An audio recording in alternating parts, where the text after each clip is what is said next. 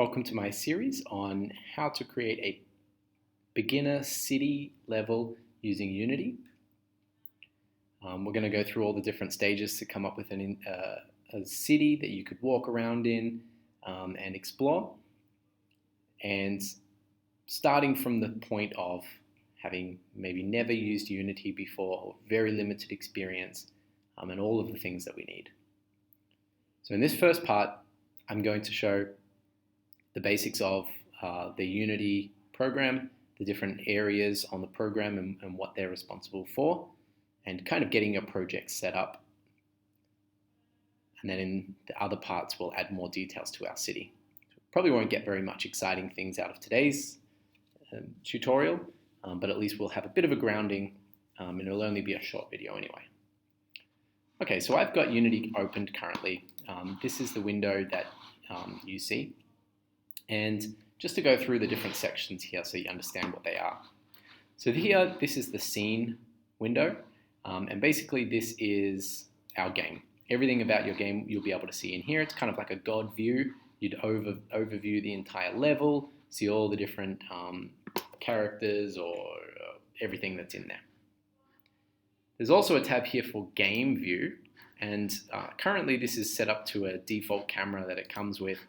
But you can imagine that once you set up your game to be first-person view or third-person view or whatever kind of view, the game tab will show you what it looks like to actually play the game, whereas the scene is a more zoomed-out version that you get to design what's in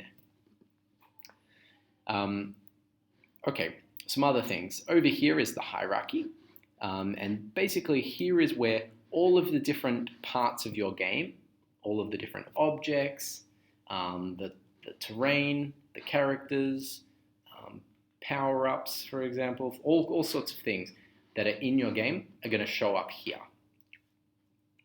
There'll be a unique name for each different object that corresponds to something. This is quite useful because once you have objects in your game, I'm going to just quickly chuck in just a random sphere. Sorry, a cube. And this is in a weird spot. So you can imagine that if you want to change the properties of something in your game, you could select it and move it around or do whatever you want to it. But once your game becomes sufficiently complicated, there's going to be quite a lot of different objects, and sometimes it's hard to find the one that you want to interact with. But also the hierarchy is another way that you could select an object and modify it. Down here we have the project window, and this is really good for finding assets. So assets are basically the different components that make up your game. They might be models, so a 3D model of a tree or a car or something like that, and you could use that to drop it into your game and use it as an object. It might also be materials, so materials are kind of like textures, I suppose, another way of thinking about it, kind of the layer that wraps around an object to give it color, but also texture.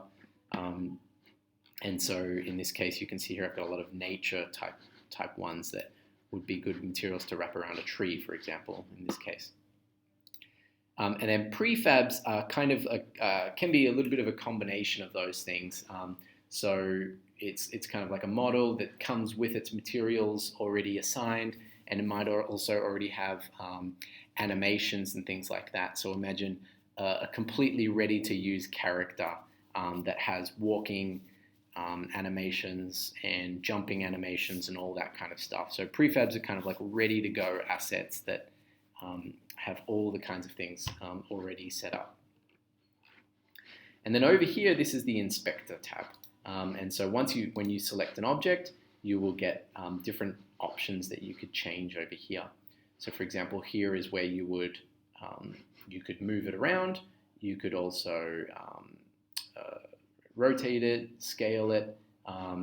You can change the materials that it has, so you could make it look differently. and all these other kinds of things as well. And depending on the object, there'll be different options here. Essentially, this is where you modify things. Okay, so that's pretty much all we want to know for this first one. So just a really general overview of everything. I did also want to show how to explore how to move around within your level. So if you're working on a laptop, which I am, the trackpad is not really a great way of moving around. It has some difficulties. It's much better to use a mouse when you're trying to use Unity.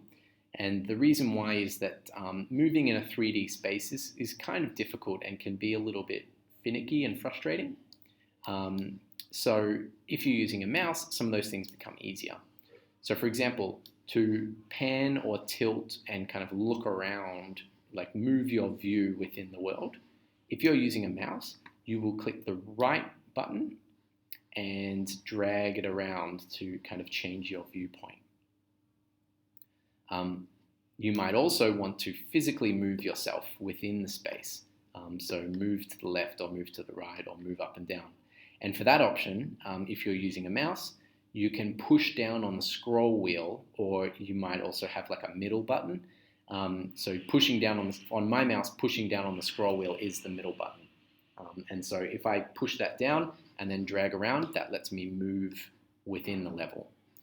Whereas the right click is more of a turn or a rotation. And then also, obviously, the scroll wheel can be used to quickly zoom in and out. Now, it's possible to do those things on a trackpad as well, but it definitely makes life easier using a mouse, I would say. And by the way, regular left click is used for actually clicking on objects and interacting with them. So that's how you can quickly move around. There is also this box up here, this little, I don't know, compass kind of gadget thing. And this can help you kind of quickly reset to a certain view. So if you want to look directly top down on something, you can click the different things. This is directly from the side. This would be directly from the front. And then there's also some view options here. So clicking on this toggles either perspective, where things get in the background get smaller or bigger, which is kind of a natural sort of view, or isometric, where everything is the same shape, same size, regardless of how far or close it is, which can be handy in other circumstances. Okay, that's enough for this first one. In the next video, we're going to look at how to make terrain for your level.